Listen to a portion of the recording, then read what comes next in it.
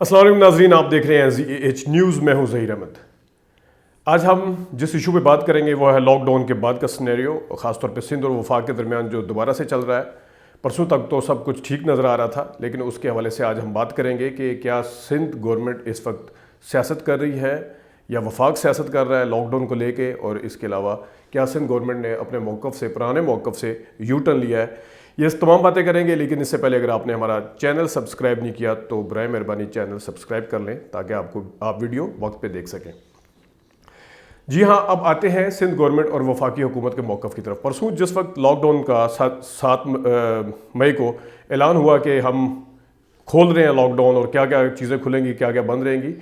तो शुरू में तो ऐसे लगा, पहला दिन शाम को भी ऐसे लगा जैसे सब कुछ ठीक है। लेकिन कल जब मुराद अली शाह ने प्रेस टॉक किया कि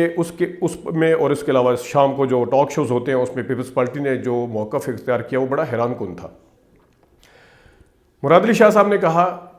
ख़ासतौर पे ताजरों को मुखातब करते हुए, कि हमने उनसे कहा कि ये बंदिशें हमारी तरफ से नहीं हैं, बल्कि ये वफाकी हुकूमत ने बंदिशें लगाई हैं और हम आपका मौक़िफ़ यानी ताजरों का मौक़िफ़ उनके सामने रखेंगे। और जो भी ये रिलैक्सेशन है, ये ख़ासतौर पे उनका बड़े ताजरों की तरफ जो दुकानें नहीं खुली उनकी तरफ कहना था। उन्होंने कहा कि हम आपका मौक़िफ़, आपका पॉइंट ऑफ व्यू ताजरों के सामने रखेंगे और फिर बताएंगे कि वो क्या कहते हैं, और इस तरीके से सब कुछ चीज़ें सामने लाएंगे। नाज़रीन, ये सुनकर बड़ी हैरानगी हुई, क्योंकि ये है वो सिंध हुकूमत जो पहले दिन से लॉकडाउन के बहुत ज़्यादा फेवर में थी और उसका क्रेडिट भी लेने की कोशिश करी थी, और ये तासुर दिया जा रहा था कि जैसे पूरे सूबों को, बल्कि पूरे दूसरे सूबों को, बल्कि पूरे पाकिस्तान को लीड वो कर रहे हैं और रास्ता वो दिखा रहे हैं लॉकडाउन का, और उनका भरपूर तरीके से क्रेडिट भी लिया। मीडिया के ऊपर भी उनकी बड़ी वाह हुई। ये तमाम चीज़ें उस वक्त थी, और जो उस वक्त अब जो कहा जा रहा है ताजरों को, ये तासुर दिया जा रहा है कि जैसे वफाकी हुकूमत ही सारे फैसले कर रही है, उसमें सिंध का कोई लेना देना नहीं है। बल्कि कल एक प्रोग्राम में अतीक मीर साहब जो ताजर तंजीम के सरबराह भी हैं, बड़े सीनियर ताजर हैं, उन्होंने कहा कि इन तमाम बातों के बावजूद फेडरल गवर्नमेंट का ये कहना है कि सूबे अपने फ़ैसले करने का इख्तियार रखते हैं। तो इस वक्त ये जब चीज़ सामने आई है कि उन्होंने कहा कि फेडरल गवर्नमेंट के सामने मौक़िफ़ रखेंगे, वो क्या कहते हैं, तो ये बड़ा हैरान कुन था, क्योंकि ये पुराने मौक़िफ़ से टोटल यू टर्न है जिसमें वो लीड करते हुए नज़र आ रहे थे। अब सारा कुछ फेडरल हुकूमत के ऊपर डालते हुए नज़र आ रहे हैं और ये कह रहे हैं कि हम उनके सामने मौक़िफ़ रखेंगे। तो अगर आप ये चाहते थे कि सख्त किस्म का लॉकडाउन किया जाए, तो आपको ताजरों को ये कहना चाहिए कि हमारा मौक़िफ़ भी ये था कि सख्त लॉकडाउन किया जाए, और हमें ग्रेटफुल होना चाहिए, यानी सिंध की सूबाई हुकूमत को ये कहना चाहिए कि हम ग्रेटफुल हैं वफाकी हुकूमत के कि उन्होंने भी इससे मिलते जुलते फ़ैसले किए, बल्कि हमारी प्रपोज़ल को भी उन्होंने देखा है। उन्हें यह कहना चाहिए था कि हमारे मौक़िफ़ पे वफाकी हुकूमत आई है, बजाय इसके अब ये कहते हुए नज़र आ रहे हैं कि हम आपके मौक़िफ़ को रखेंगे। और मुर्तज़ा वहाब साहब ने एक प्रोग्राम में ये भी कहा कि जो ये प्रपोज़ल आए हैं वो असद उमर साहब की तरफ से आए थे, वफाक ये प्रपोज़ल लेके आया, जबकि असद उमर साहब का मालिक साहब के प्रोग्राम में कल ये कहना था कि हम तो कई चीज़ें ऐसी करवाना चाह रहे थे जो फैसलों में शामिल नहीं हैं। हमने एक बात सूबे की मानी है, कोई एक बात ऐसी दिखा दें जो हमने सूबे की नहीं मानी। तो सिंध हुकूमत इस वक्त क्या करना चाह रही है, वो क्यों इस तरीके से ताजरों को लेकर या लॉकडाउन को ओवरऑल लेकर पॉइंट स्कोरिंग करने के चक्रों में क्यों है, क्योंकि अगर पहले दिन से उनका ये मौक़िफ़ था कि हम ठीक हैं, तो अब उन्हें इस चीज़ के ऊपर स्टैंड करना चाहिए और कहना चाहिए कि हम ठीक हैं। और अगर वो ये कहते थे कि वफाकी हुकूमत ने स्मार्ट लॉकडाउन का पहले क्यों कहा, तो अभी उन्हें यह कहना चाहिए कि स्मार्ट लॉकडाउन अगर था तो वो वफाकी हुकूमत करवा रही थी। लेकिन अब नज़र ऐसा आ रहा है जैसे वो ताजरों को ये कहते हुए नज़र आ रहे हैं कि हमने कुछ नहीं किया, वो सब कुछ फेडरल हुकूमत ने किया है। इससे पहले वो ताजरों को कहते थे कि हम लॉकडाउन नहीं खोलेंगे। आपको याद होगा मुराद अली शाह का एक ये बयान भी था कि मईशत चलती रहेगी, मईशत दोबारा भी बहाल हो सकती है, अगर ज़िंदगी ना हुई तो क्या होगा। लेकिन अब इससे बिल्कुल यकसर मुख्तलिफ मौक़िफ़ उनका सामने आ रहा है, और इस वक्त मुर्तज़ा वहाब साहब, सईद गनी साहब जो हैं वो पूरे तरीके से नज़र आ रहा है कि सियासत करते हुए नज़र आ रहे हैं, क्योंकि अपने पुराने मौक़िफ़ से उनके कई मामलात के ऊपर, ना सिर्फ ताजर बरादरी के हवाले से बल्कि लॉकडाउन के हवाले से कई मामलात पे उनका यू टर्न बिल्कुल सामने नज़र आ रहा है। इन वफाकी सिंध की हुकूमत का पहले दिन से मौक़िफ़ था कि